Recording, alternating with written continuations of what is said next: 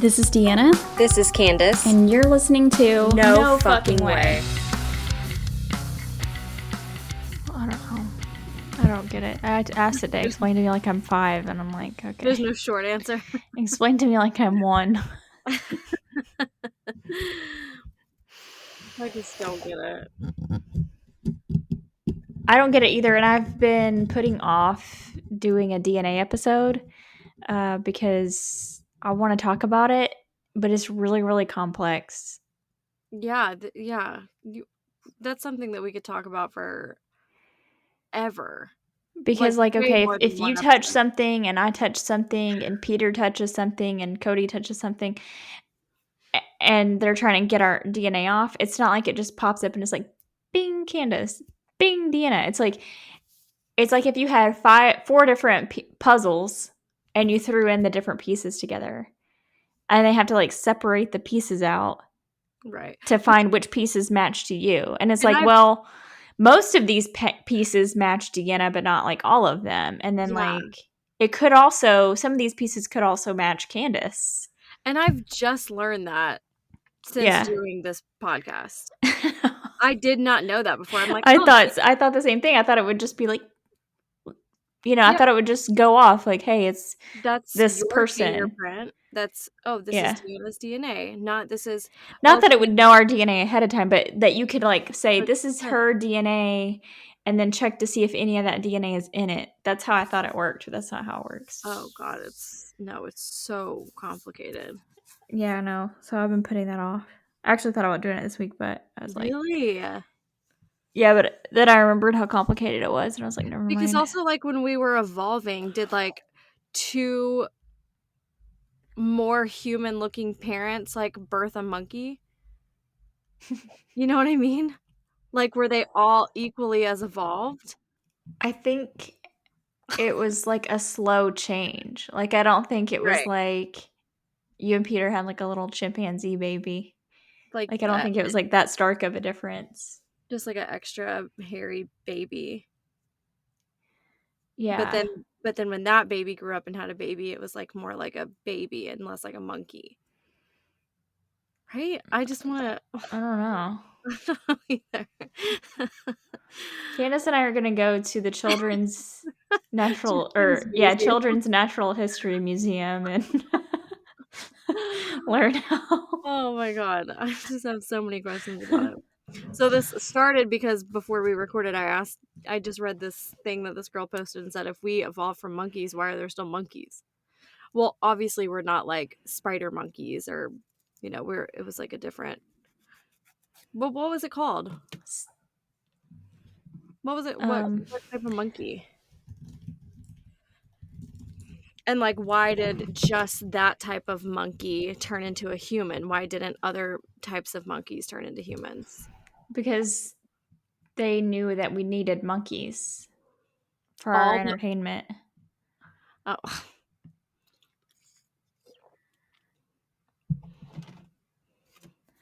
We didn't evolve directly from any modern species of monkey. Instead, humans and modern monkeys share a common ancestor that lived millions of years ago. This common ancestor was neither exactly like modern monkeys nor exactly like modern humans.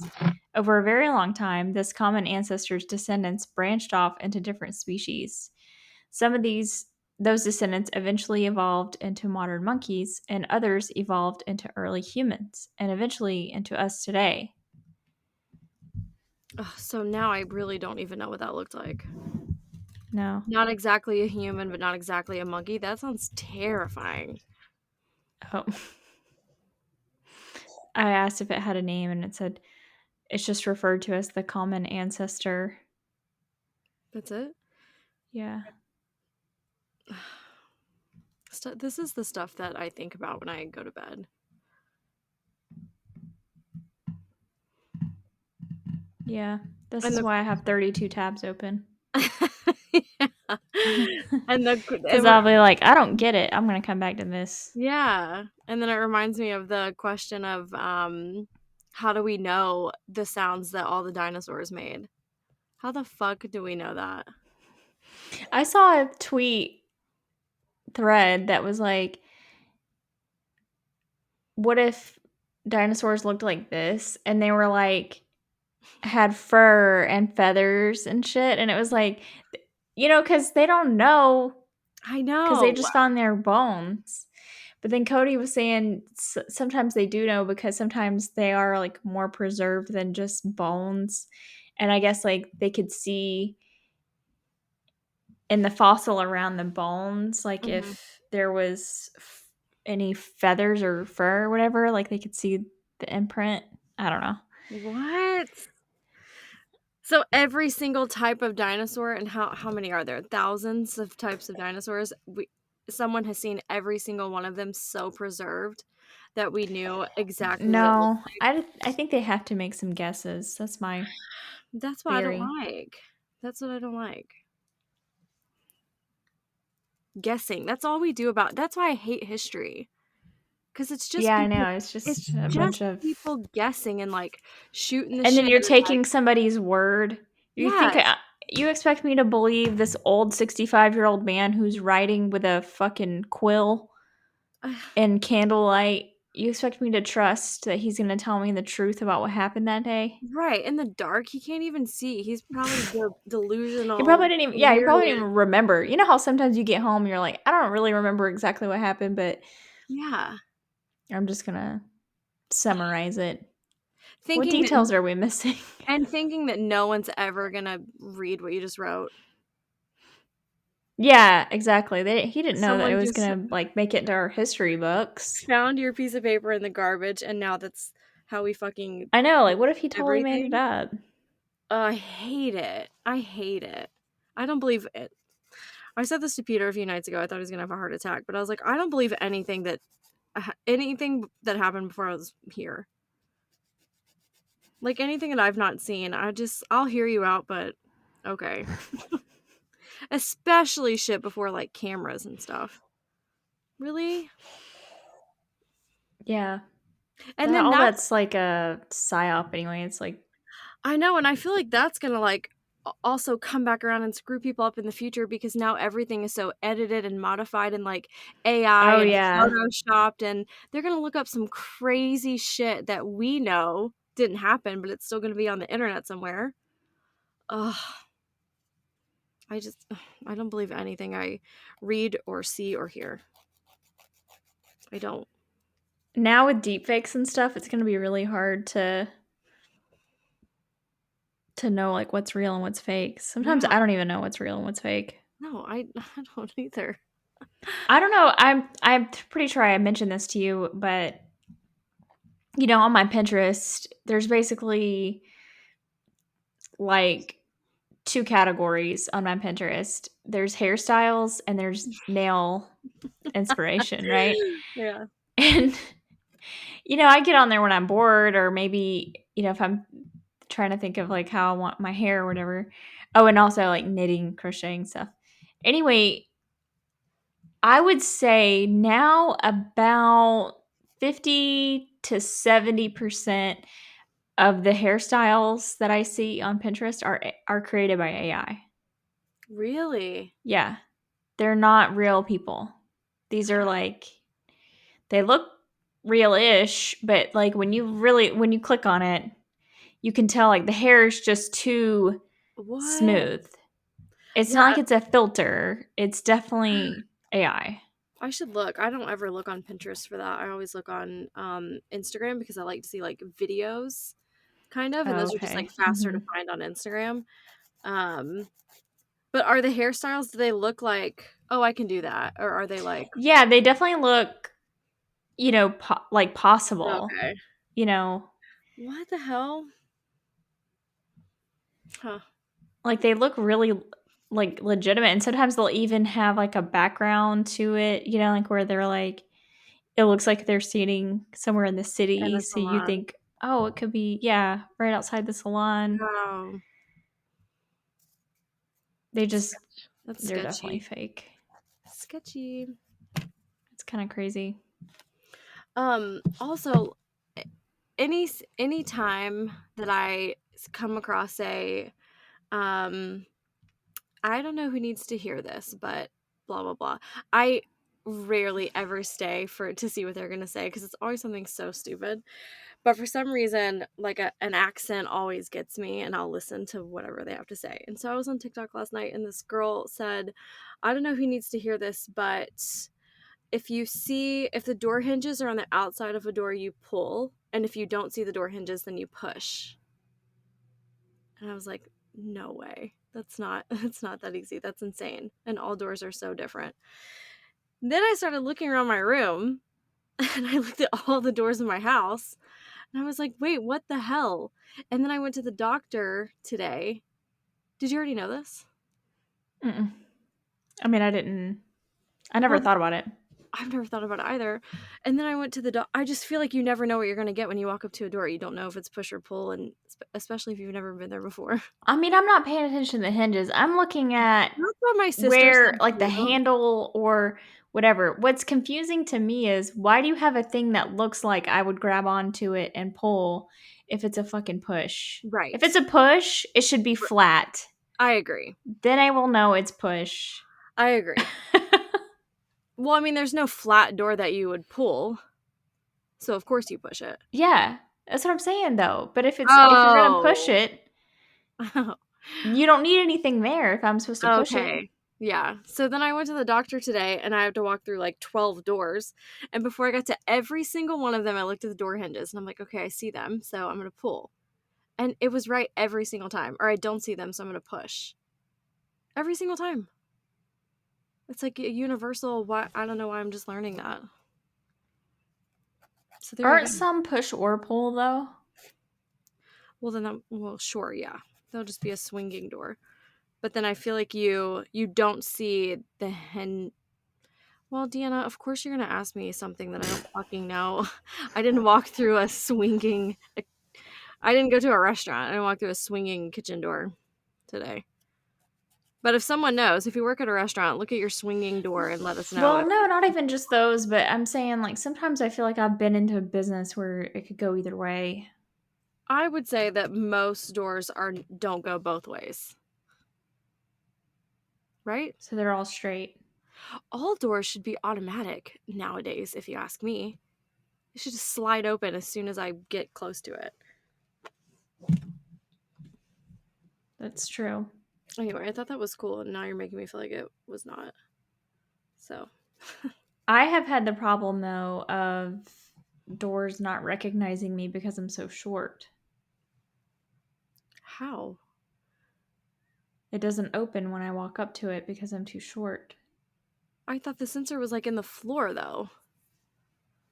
No, No it's above the way. door. No. Yeah, and at this job I had, my last job, it was a door that locked, automatically. Yeah. And to unlock, for you to leave, it had to like sense you to unlock. Mhm. It would not sense me. I would have to go out every time I left. I would have to hold something up No. so that it would sense it so I could leave. I Or don't sometimes I had to get people to help me. like lift you up or walk out Not with lift me up, but I would be like, we walk by the door so I could go. That's scary. Yeah, it's a fire hazard. Yeah. I don't feel like you're that short either. I'm mean, 5'2". Yeah, I mean that's short, but it's not like, oh my gosh, you're not like a little person. Like you don't have a TLC show. You should be able to walk out of a door on your own. I agree. Wow. It's probably like a kid safety thing. Obviously, right? It's not just like, let's fuck with short people. Right? I think it's just Even though it probably feels that way to you. improperly placed sensors. Yeah. Okay, I do actually have a scenario, and that's what brought all this on because I was reading so much shit before I came on. Okay. If a man is about to die by electric chair, but he starts to choke to death on his last meal, do you save him? Should he be saved? Or do you just let him choke since he's like an hour away from dying anyway? I say save them because that sounds like a slow way to die, and it's not supposed to be that way. Executions, they're supposed to be quick and painless. Yeah. And then I'm like, would that even be legal? Like I mean, that would be not legal, but like if you're watching someone choking to death and then you're just standing there. I wonder that about anything though. Like if I'm at a restaurant and somebody starts choking and I don't do anything, am I culpable? I mean, yeah, I don't know. I mean, you might be questioned if you're like the only one in the room. But I mean, if I it's mean, a like, I full don't touch people. I'm not like that. yeah, if it's a full restaurant, I mean, surely not. I called 911. That's what I would do. This Yeah. guy's choking. They'd be like, "All right, put your arms around." I'd be like, "I don't know about all that. Yeah. I know. Have you ever had to I give don't like getting anyone that close to people." could you imagine having to do that to someone? I'm assuming you never have. Had to give the Heimlich. Mm-mm. Oh, Have I you? wouldn't no, hell no. I wouldn't even know. I would if I saw someone choking in public, I would act like I didn't. I would be so scared. I would act like I had no idea what was going on. That's so scary. I know that sounds horrible, but I think I would just I would fuck them up. I would make them choke more. I'd probably crack their ribs, Yeah. you know? Somebody told me, I think it was my health teacher in high school. He said that one time he gave somebody CPR and they sued him because he broke their ribs. But he saved your life. I don't think it went anywhere, but like, yeah, they sued him because he broke his ribs. Maybe he wanted to die. When I worked at the golf course, I was standing outside and I was talking to this old man one day, and he was eating a Snickers bar, and he took a bite, and on the bottom of the Snickers bar was part of the wrapper. And this guy was like in his 70s, like well into his 70s. There was part of the wrapper, and he sucked it down his windpipe and just started choking to death right in front of me. And I was pregnant with Blair. I'm like, first of all, I don't know how to do the Heimlich properly. Second of all, I'm pregnant. I'm just standing outside on a golf course with this guy. And I was like, holy shit. And he walked away from me, like his face was turning blue. This thank God this like golf cart of guys came up. I mean, they were coming, but I was like waving for them, and a golf cart can only go so fast. But I was like, you guys got to get over here. I mean, this guy's about to die. And it was another guy that worked there that worked with us, and they all ran over and they like took turns giving him the Heimlich. And then he spit up the little, like, it was like a quarter size piece of wrapper from the Snickers. Oh my God. I know. And it just went straight down his windpipe. And then I felt so bad. I was like, I'm so sorry. He was like, it's fine. Yeah, I knew you can do anything. But he said to me, he's like, I really thought I was about to die because I knew that you couldn't. He's like, you were just standing there. I was like, well, what am I supposed to do? Like, I don't know, punch him in the stomach? Well, how? I was pregnant. Thank God I was pregnant, because I also, if I wasn't, I still would have just stood there. Yeah. At least I could blame it on something. Were you like big pregnant? No, because I was still working and I was like outside and it was hot. But I mean, I was definitely showing. Like, it for sure would have like hurt me to have like lifted up a 70-year-old man pregnant. Yeah. I save him, but then I kill my baby. I wasn't about to. I was like, bye. You're 75. I'm just kidding. I'm kidding. You're like, rest in peace. R.I.P. Oh my God, it's horrible. Okay. Speaking of Snickers, before we move on to the story, have you noticed? I personally feel like Snickers are thinner now. They're smaller. They used to be thicker, because I thicker than a Snickers. They used to be like a full inch thick, and now they're like 3/4 of an inch thick. Deanna, I just said this when I was on the way to the beach a few weeks ago. We all went into the gas station and got snacks. I got a Snickers, and I was like, this is so small. This is like a fun size. Like, what is this? Yeah. What's a regular size Snickers? But it was like a regular one. Mm-hmm. And all the girls I was with, they're like, well, when's the last time you had a Snickers? Like, everything looks bigger, or everything looks smaller now that we're older. And I'm like, no, don't. Don't come at Yeah, me. no, yeah. Are you This kidding me? is I've had small. Snickers frequently throughout my life. It is skinny. That's the perfect way to describe it. Yes, I have noticed that recently. Yeah. What the hell? They had like the big, humongous, like king size one. Okay, that's what I was telling Cody. Like the share size, it's got 2 Oh, bars in it, right? But that is how thick they used to be. It's how thick that is. yeah. They were But fat. they were, as long as I think the length of it is normal, but it's the height. Yeah, you're They're right. like very thin. And I'm like, this is some bullshit right here. They're like Kit Kat-y. Yeah, it's different. It's for sure I different. used to get So a Snickers every single day in high school. I did too, like extremely frequently. It was either Snickers or M&Ms. You know what I also used to do to my Snickers? I would get them from the vending machine and then I would sit on them like the To entire melt period. it. Yeah. And then I have a nice gooey Snickers after class. I would sit on it the entire class. Highly recommend. Yeah, that's so funny that you said that. Okay, I'm glad I'm not alone. No, you're not. All right, I'm gonna play a little clip to start off what my Okay. topic is today. Oh, am I gonna know it from this clip? Gargoyles, psychics, everything's ungodly. Dork's at it. I'm glad you're home. Get the hell out of my house. In Jesus' name, I pray. Do you remember that? No, that's from Wife Swap? Yes. No. I know. Oh my god, I love that clip so much. So I'm going to talk about psychics, but every time I hear the word psychic, that clip plays in my head. Who is the psychic there? It was the wife swap was like a very Christian couple, and then a like new agey kind of couple where like she was into Oh, like okay. astrology and tarot and shit. Was that who was that screaming? The Christian woman? Mm-hmm.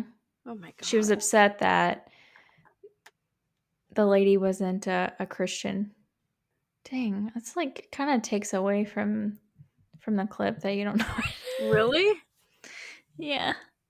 I thought you would know it. I thought you would know it because you were such a reality TV I really was. I watched that show. connoisseur. I watched that show too, but I never saw that. You know, Cassidy has seen like every single episode though. She probably knows exactly what that's from. She'll know. We were just Some people talking will know. we were just talking about this show a few weeks ago too, about how different it would be today if they still did that. Just all the weird shit. Like, could you imagine? Could you imagine doing that with Cody? Wife swap? Yeah. Yeah, we've talked about it. How we're gonna swap. Oh, you and I. Yeah. Oh yeah. Let's wait till after I have the baby. That'll be fun. Yeah. That way you can bring both of those babies over here. Cody. It's a wife and children swap. Yeah. Yeah. All right. Anyway, so I wanted to talk about psychics and then specifically focus on one famous psychic because she comes up all the time in true crime cases. So first of all, there's different types of psychics. There's a psychic who is a person who claims to use extrasensory perception or ESP to identify information hidden from normal senses. There's a medium, which is a person who communicates with spirits of the dead or other entities. A clairvoyant, which is a person who claims to see events, objects, or people that are distant in space or time. Clairaudient, a person who claims to hear messages from the spirit world. Clairsentient, a psychic who claims to sense or feel information through physical sensations. An empath, which is a person who claims to feel the emotions and energy of others. I think I can feel emotions and energy from other people, but I don't identify myself as an empath. Well, I didn't know being an empath was like part psychic-y. I didn't know I guess that. it's categorized as that. That's interesting. Then there's an astrologer, which is a person who predicts events and provides insights based on the positions of celestial bodies. And then a tarot reader, which is a psychic who uses tarot cards to gain insights and provide guidance. So we've kind of talked a little bit about psychics before when I talked about that episode with the magician Mm-hmm. who wanted to debunk the seances and stuff. Yeah. So, psychics have been around for, since I guess humans, whenever we came out of monkeys or whatever, however that worked. So there are certain psychics that have been featured on TV shows, both fictional and reality based. There's this one show called Psych. Have you ever watched that show? Uh-uh. I used to watch it and it was so good, but it was about a guy who pretended to be psychic for the police department. He wasn't really psychic though. But he pretended to be psychic and he would call in tips and get tip money, because they'll be like, well, we're offering a $500 reward for information on this case. And he would call in a tip and get the money for it. And then they wound up kind of hiring him on for his psychic abilities to help solve cases. Well, so I'm assuming he was like right a lot of the time.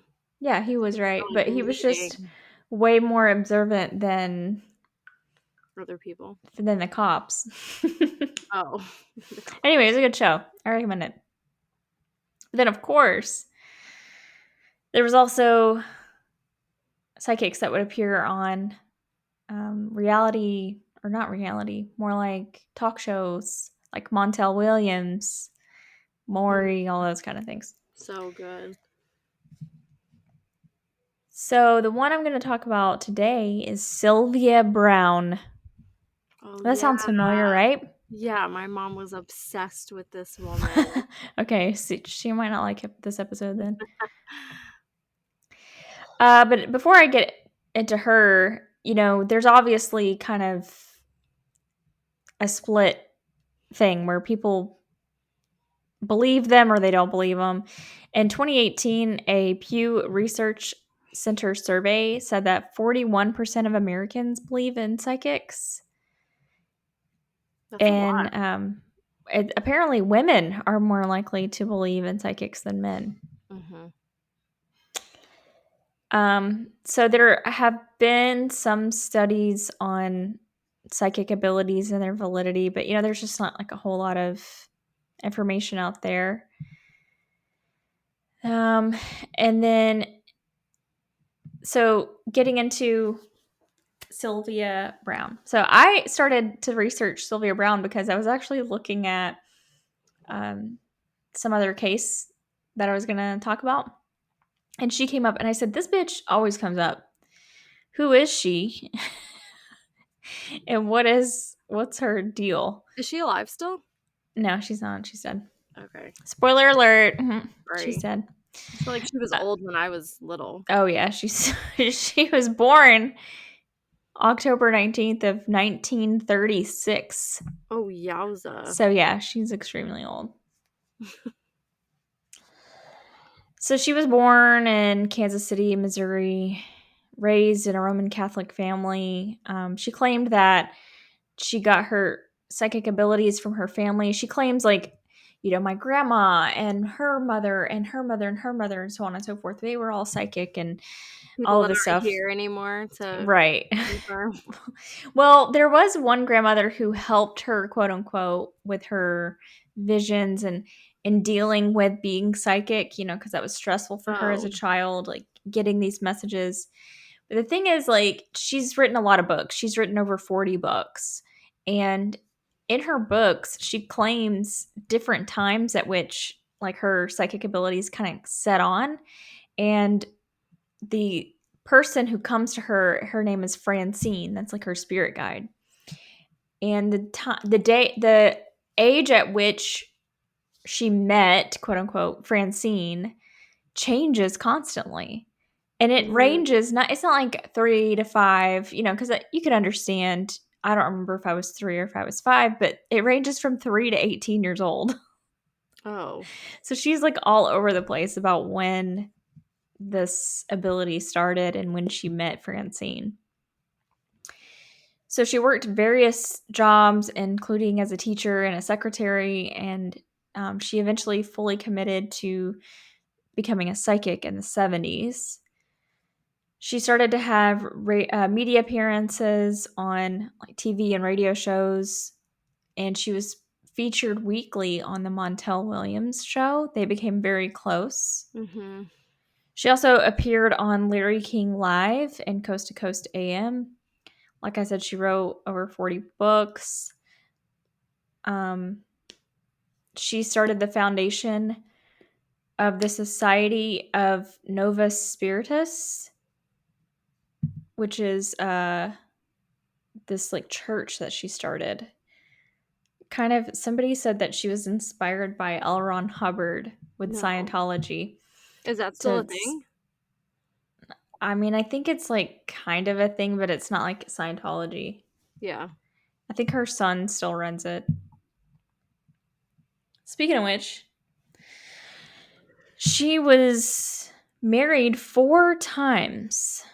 So she first got married to a guy named Gary Dufresne. I don't know if I'm saying that right.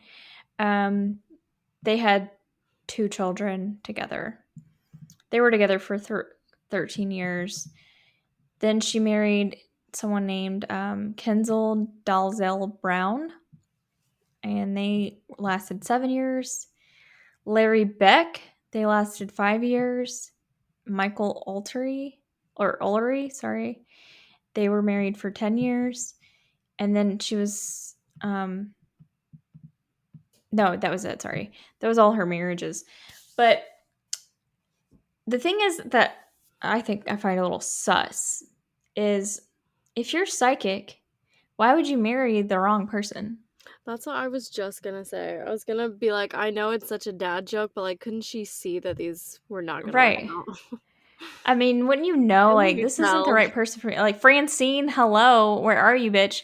Right. You're not gonna tell me that this is the wrong guy for me? Right. So that would immediately make me sus. If you told me you were a psychic and you had been married 5 times, because maybe a couple times I could see because you're like, well, my spirit guide was trying to tell me not to, but I didn't listen to her. Yeah. You know, you could go with that. You could go with that once. Died, but I feel like you would. Oh yeah. If the person died, sure. But actually not really. Because when she know that, like see that. Oh, like he's gonna die. Yeah, he's gonna. You know. I mean, I guess it depends.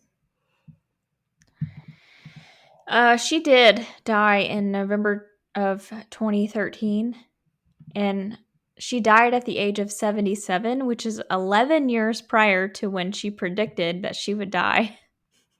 Oh. So the thing about Sylvia is she's really controversial because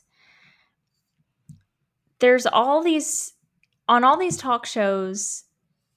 She did that typical thing where somebody would stand up in the audience and then they would be like, oh, my dad died and is he with me? And she'd be like, yeah, he is. Did he have a beard? And they're like, oh my God, yes, he had a beard.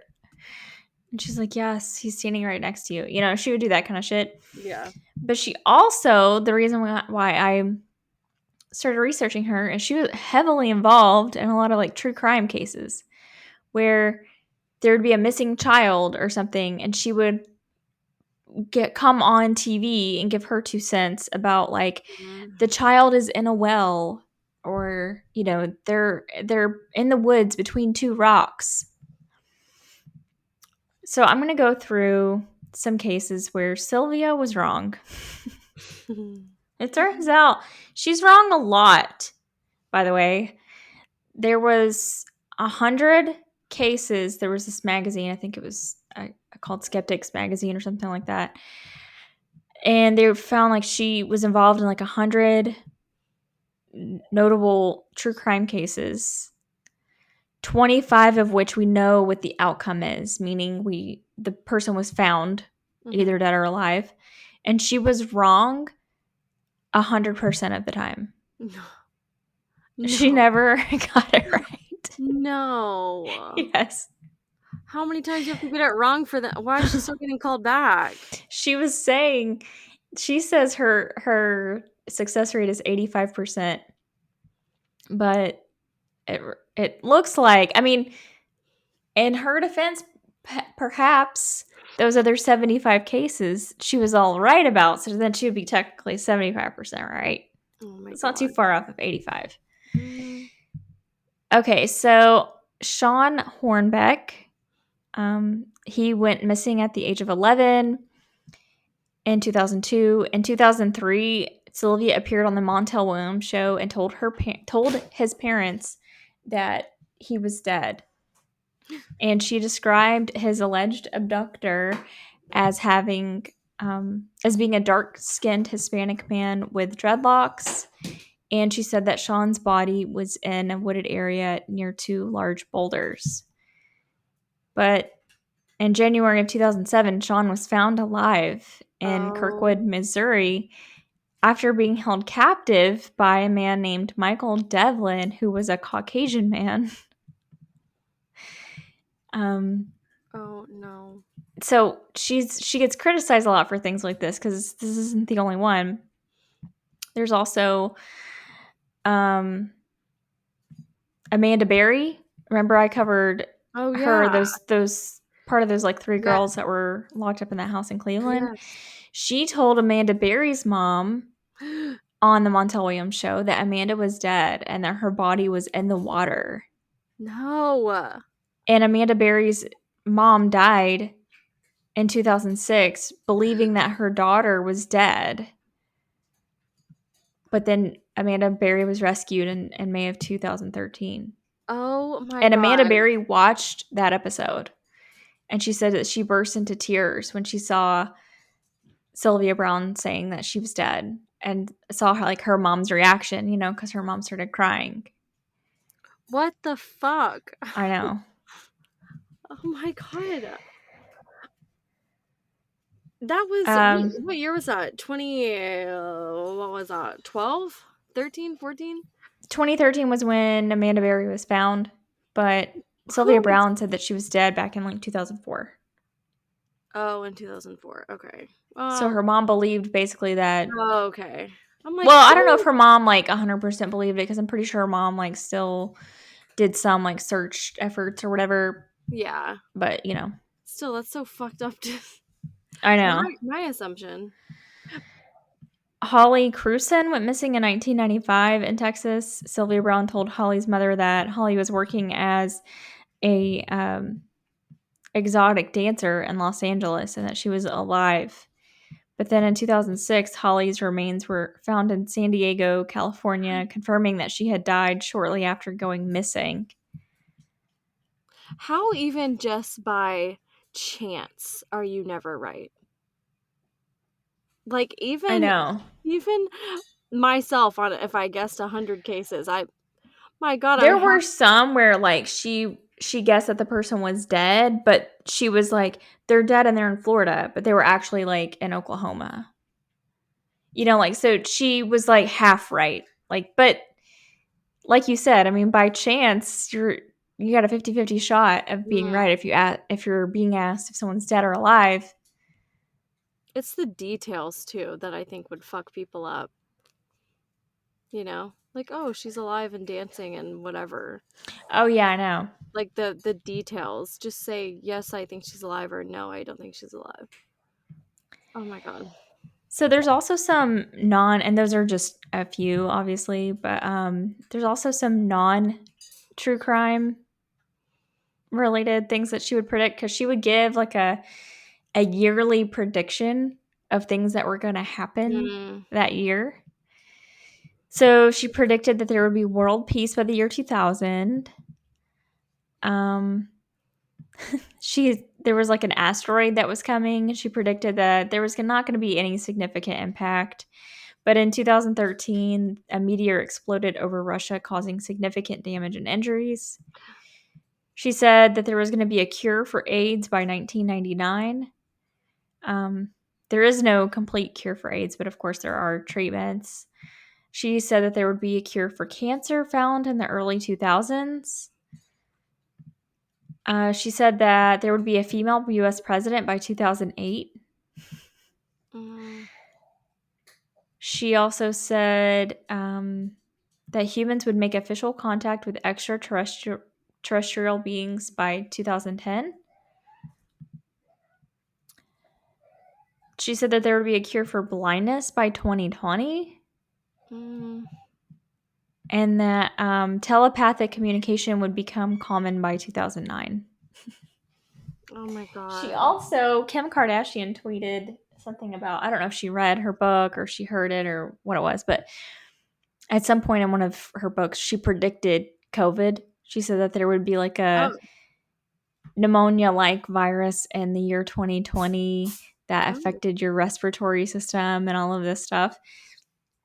And so some people try to point to that, you know, her supporters try to point to that as like, hey, look, see? But I'm like, okay, but all these things that she got wrong. Yeah, it's not enough. Like The Simpsons did that too. She just wants to be The Simpsons so bad. There was also this magician called the Amazing Randy. And he was kind of like Houdini, where he got to where like he wanted to try to expose mediums and stuff for being frauds, and he would try to spread awareness of how mediums do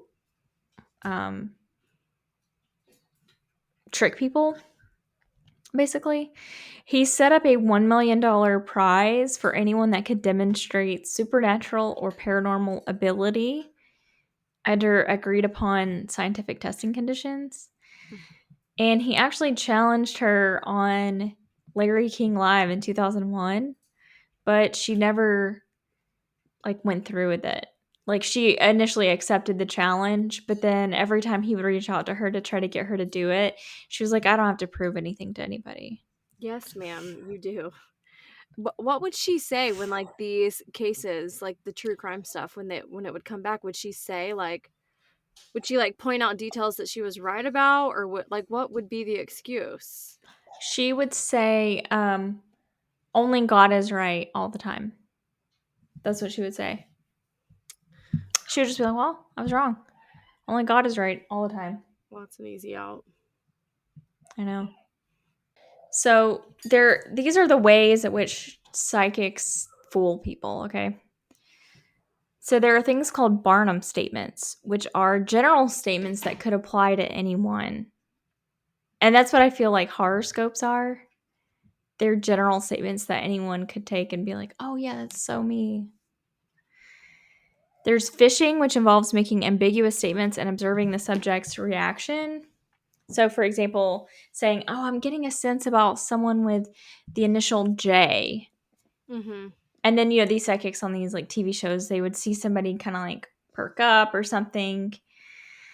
Shotgunning, which involves saying a large number of general statements in rapid succession, increasing the chances that someone will resonate with the subject. Mentioning common life experiences, like you've experienced a significant loss recently. Reading body language. And then there was also something called the Forer. Hang on, let me find it on here.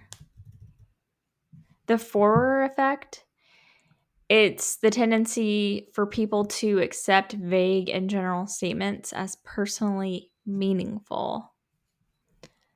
Now, I feel like there are maybe some people who might have like a real something, like, you know, it's some real sense or ability about certain things. Yeah. But other people, I just think, and I want to know, like, did Sylvia believe herself? Right. Or did she know I'm full of shit and I'm pulling the wool over everybody's eyes, And like would basically? never, ever, ever admit that. Yeah. Like she probably lied so much to herself that she believed herself. I think both are true. Right, yeah.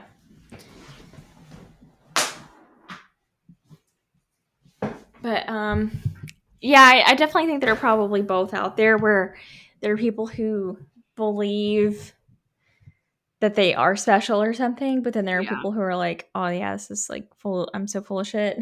Yeah. Everybody's believing me. My dirty little secret. Mhm.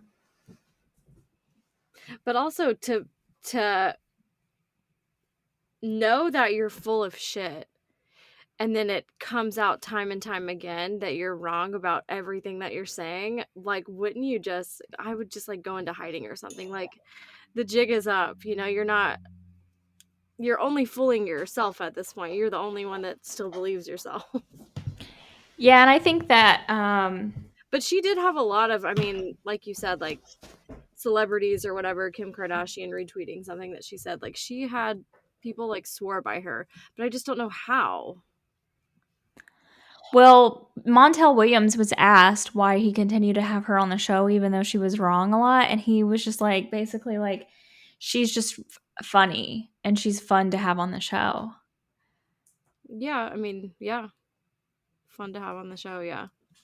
Not that she's like doing good or correct or helpful in any Yeah. way. Just fun to talk about. Look at this crazy lady. And I think it's fine for like entertainment purposes, Yeah. to watch these people or to when we went to the psychic fair, I knew that I probably wasn't going to get anything out of it really. Yeah. But it's just fun to Did she not ever participate. have her own show? Or I'm just thinking of like her books and stuff. No, she's just had her books. She had like her little foundation where she would give readings. She did readings over the phone, I think, and they would be booked up to where like it was like 4 years in advance. Like you would make an appointment Oh my. and she was so booked up. Who was the black lady? Who's the black lady psychic? Miss The Cleo. Jamaican. Yeah. Miss Cleo. I heard she's full of shit too. Oh yeah, I bet she is. Oh my god. That's funny. Let's cover Miss Cleo. That's a good one. I also like I don't know. I just think it's a hard profession or whatever you want to call it to tell if it's like real or bullshit, because if you go to a psychic and what they say actually turns out that way or happens to you, you'll be like, oh my god, I believe in psychics and that lady was spot on. But if you go and it's bullshit and they tell you some outlandish, you never relate to any of it, none of it ever happens, you're like, okay, psychics are bullshit or that lady was bullshit. Oh yeah, she had some kind of thing where I guess I don't know if it was like just her sponsoring this cruise, like people paid to go on this cruise and she would do readings for them.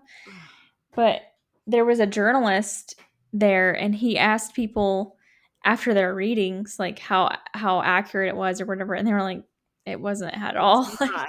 It's it, not. yeah, it was she was so full of shit. But people felt like she was like kind of like rushing through the readings because she had so many and she was just saying stuff. And I think that sometimes too about like anyone at any circus or fair or whatever, they can just be like, oh, come get your cards read.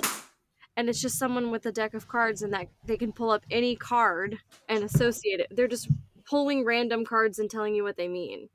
Yeah. Anyone can sit and do that, you know? I don't know. It's weird because like I believe in all of it, but I think so much of it is just like silly. And people think that they have these or someone was like right about something once and they're like, oh, it must be psychic.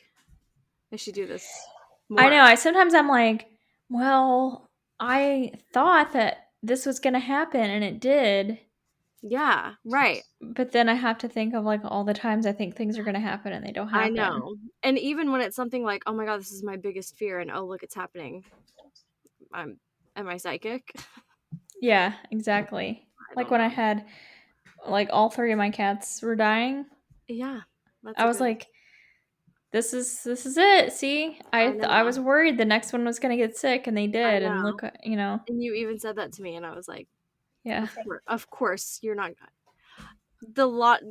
Anyone's response would be like, oh my God, Deanna, no, don't say that. yeah. Of course, that's what I was saying, but what if I was like, you're probably right? Wouldn't that be crazy? It would be. Jeez.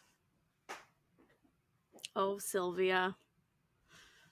I wonder if I remember my mom used to have like she has multiple books, right? I wonder Yeah, if she she's still 40. has. Oh my God. Okay, yeah. I wonder if she still has one. Okay, ready for Ender? I'm ready. So I have 2. We're gonna read some "Am I the Asshole" scenarios. Oh wait. Also, I wanted to read you this. We have an email, and it's really short. Okay. And it's just about I meant to read this in the beginning. It's just about Micah Miller, how we were talking about her being like getting involuntarily committed. So I don't know what this person's profession is at all, but she said, "Hi, I love your podcast, and I was listening to the Micah Miller episode. I have an answer to your question about involuntarily being committed. Someone can call the cops on you." And we did like kind of go over this and say like what we thought would be the case, and we were pretty much right. But she said, "I love your podcast and was listening to the Micah Miller episode. So someone can call the cops on you and can get you involuntarily committed if you're acting crazy or even posting stuff on social media. Usually the EMTs will ask you if you want to go get help willingly. Depending on how severe you are, if you don't, you will be involuntarily committed. So let's say you make a post on Facebook saying you want to kill yourself. Any of your followers can call the cops, and the cops will come and you'll go to the ER. They'll keep you for evaluations. Then, depending on your mindset and doctor reports, they'll decide to let you leave and ask you to either voluntarily check yourself inpatient or to be committed." Oh, okay. Well, I hope nobody watching my stories ever calls the fucking cops on me. Oh, so it sounds scary because it can happen so easily, but I mean, you will be evaluated no matter Yeah, what. like I feel like if they came, like if it's something like that happened to me and somebody called the cops, Yeah. and they came and I was like, no, I'm not Like, really I was suicidal. I just joke about killing myself all the time. like, it was a funny meme. I laughed out loud, so I shared it. What's the big deal? Okay, so for our ender, we're doing "Am I the Asshole" scenarios. I have 2. Okay. How many do you have? Do you want me to just do both of mine? Yeah. Well, yeah. Just do both yours. Okay. So this says, "My friends are dating, and they're also actors who have had small roles on a few TV shows, maybe up to 2 lines. Neither of them has a following in real life or on social media. They've got under 1,500 followers combined. Anyway, last week I posted a group picture on Instagram of people celebrating a friend's birthday. Everyone in the photo has their arms around each other's shoulders, very platonic. Anyway, yesterday in a group chat among the 3 of us, they asked me to take the photo down because they don't want the public to know that they are dating. I would consider taking it down if they look bad or sloppy, but they don't. Also, everyone has their arms around each other, not just them. Anyway, I asked what they meant, and said that they are not famous and they don't even have functioning IMDb pages. They were livid and called me a bunch of names. I think they're delusional, but they've been texting me demanding I remove it and even sent me screenshots of them reporting the post. Nothing has happened, in parentheses. At this point, I don't even want to be their friend. However, and probably because I'm an asshole, I don't want to delete it based solely on principle." Am I the asshole or are they? So I think that the people wanting it taken down are crazy. Yeah. But I also think that anytime you post something like a picture with somebody in it, if they ask you to take it down, you should take it down. That's the same thing that I thought too. I'm Yeah. like, you're being petty because they Almost like the OP is jealous of even their tiny roles. You know what I mean? Yeah, Like, kind of. oh, what? You think you're so special, you're You're such not hot shit. famous. Yeah. And you're no one, and no one cares if you two are dating because you have Yeah. 700 followers on Instagram. Like, who cares? They said that they were nervous they were going to be in like magazines or something. Well, you're not. But I think bottom line is, if you post a picture of me and I ask you to take it down, then you should take it down. Right. Right? I agree. Okay. My next one is, so my 28, this is a 28-year-old female. My husband is a 31-year-old male, had to spend 2 months in a different state for work. He came back 9 days ago. I'm obviously thrilled he's back and I've missed him a lot. I was hoping we would be able to spend some time together, just the two of us. However, his mother came over when he was supposed to come home. I was slightly annoyed, but I know she was just excited for her son to be back. However, she never left. I was prepared to deal with her for a night or two, but she was here for 9 days. Even if my husband's not out of town for 2 months. She said, because she's been here for 9 days, we haven't had a second of time together. She insists on staying here instead of a hotel. For the record, she lives only an hour away. That's psychotic. The guest room is right next to ours and the walls are thin. When the two of us go out, she comes with us or makes one of us stay with her because otherwise we would be quote unquote bad hosts. She follows us around the house constantly. We want to cuddle and watch movies. She's sitting right next to us in the armchair. We want to go to a romantic restaurant. Better make that a table for 3. We have even left her in the living room to go chat in our room, and she comes with us. Oh my God. Earlier today, I asked her to just leave. Even though both of us have been hinting that she needs to go, she kept saying she wasn't ready to go yet and wanted more time with her son. I tried telling her we wanted some alone time, and she kept insisting that she joins us. Finally, I snapped and said, since you seem to be oblivious, I will put this bluntly. I want to fuck your son. If you don't want to see or hear that, then you need to leave. Jeez. I know this isn't the classiest response, but I was so frustrated. Anyway, she yelled at me and eventually left. We finally got to have our alone time, but now she's blowing up both our phones saying that I'm disgusting and have no respect for her, her son, or myself.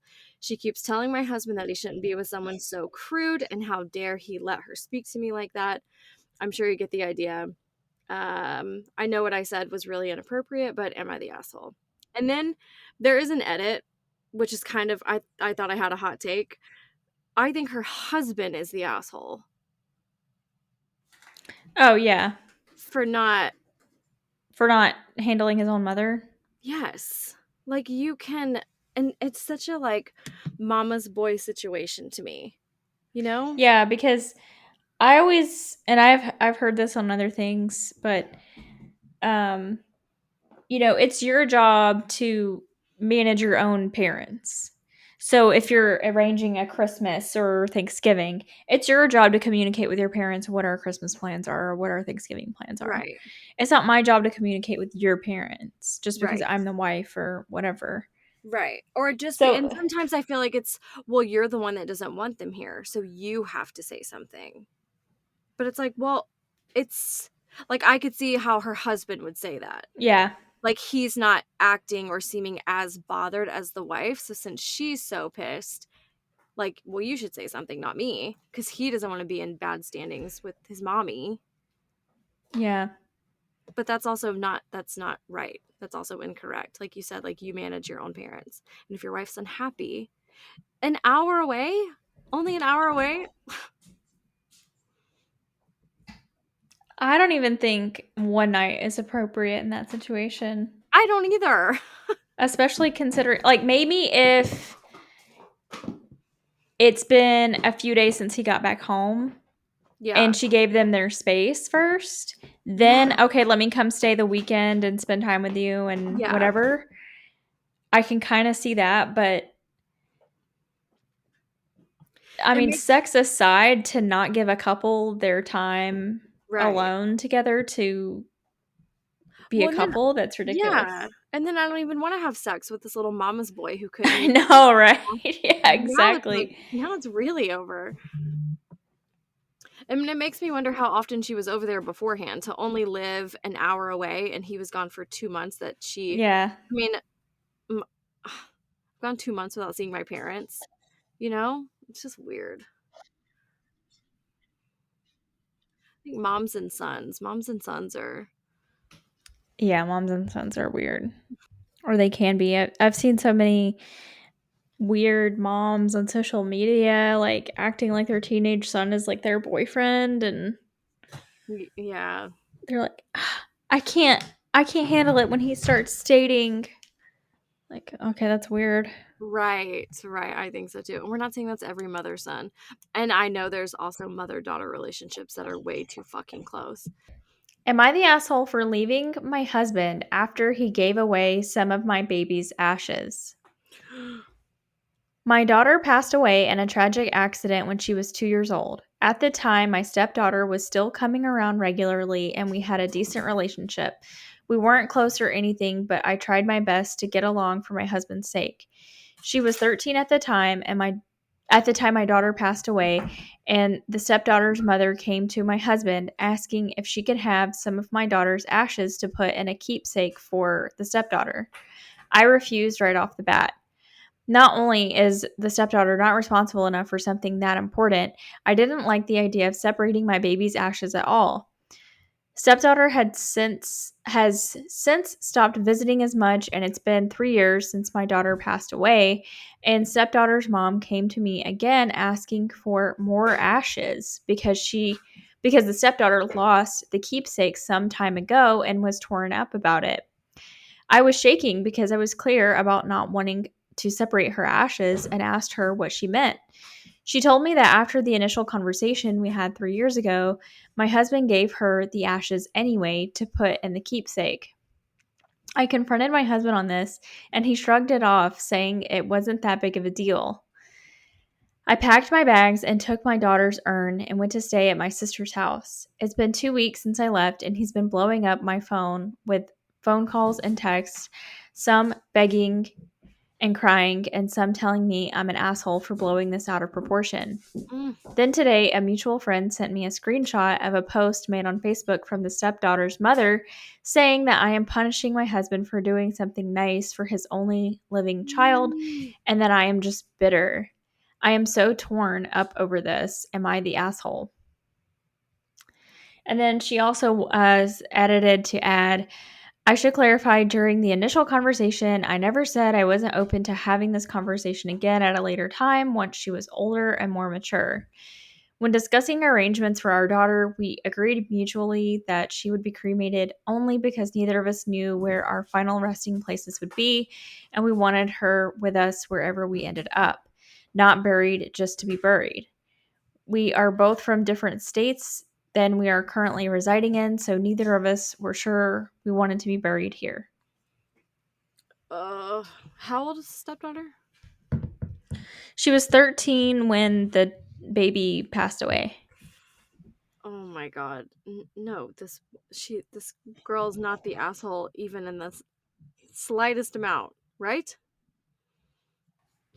I actually kind of disagree because I feel like it's not just her child, so it's not just up to her.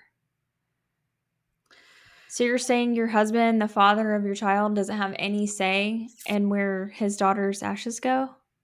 But I would say if he is giving them to another child, the ashes aren't going to go anywhere. So why don't we just like wait until she's not 13 or 14 or 15 or however? I'm like, why don't we just wait? Like they're not going anywhere. Yeah, but you also have a whole urn full of them.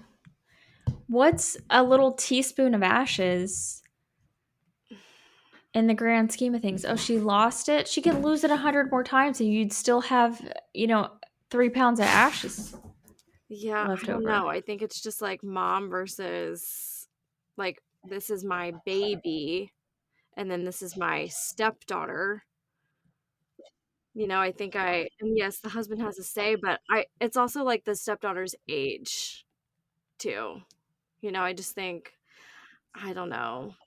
Also, when you were reading that, I was thinking about how crazy it is. Like, who was the first person that's after someone was cremated? They're like, "Can I have that actually?"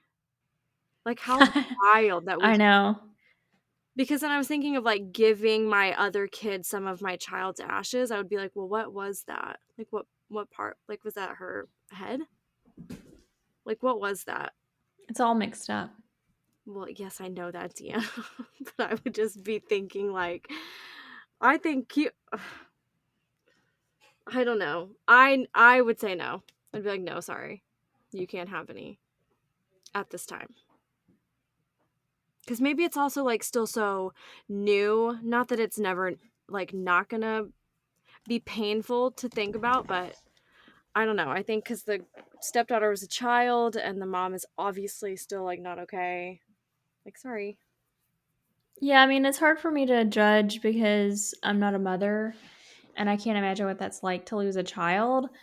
But yeah, I don't know. Also now something about the thought of like having ashes feels creepy. Not creepy. Like I don't have anyone's ashes. We don't have anyone's ashes. Do you? I have my mom's ashes. Does anyone else have any? That I know. Like did you like split it up with anyone? Oh, yeah. I gave something to my brother. I gave some to his kids. That feels different. That feels different. Like obviously with one of my parents, I wouldn't tell my brother or sister, "No, sorry." Yeah, I don't know. Am I the asshole for not telling my wife I got a vasectomy? Yes. My wife and I have been discussing for years that we wanted a large family. After we had our first child, a boy, we decided to wait 2 years to have another. It's now been a little over 6 years and it has been a roller coaster. We have completely different parenting philosophies as she does not believe in spankings or discipline at all for that matter. She thinks our 7-year-old, for whatever reason, is able to rationalize between right and wrong. Our biggest argument occurred last summer when our son threw a rock at a woman while we were hiking. We were above them on the trail and it hit her right on the head where she was bleeding so heavily EMS had to be called. I was embarrassed and so livid that when we got back to the hotel, I snapped and pushed him on the ground, stood over him, and gave him a piece of my mind. My wife was not happy and in turn took our son, got a different room, and told my mother-in-law that she was contemplating on leaving me because she fears for the safety of our son. That was not the only time that I ever snapped at our kid, and there have been so many other times where I've wanted to. When he raised the window on our dog's head and nearly decapitated her, I had to back off. When he urinated in our neighbor's pool in front of his young daughters, I had to back off. We've done therapy and counseling. Needless to say that till this day, nothing has changed. I decided to bring it up in one of our counseling sessions that I was considering getting a vasectomy, and she flipped to the point where our entire ride home she was bawling because she felt as if I was giving up on our dream of having a big family. Her argument was that I was thinking about myself and weaponizing my body as a means to enforce my ideals instead of talking to her. However, that's the thing. I've spent the last several years telling her that what we're doing with our son is not working.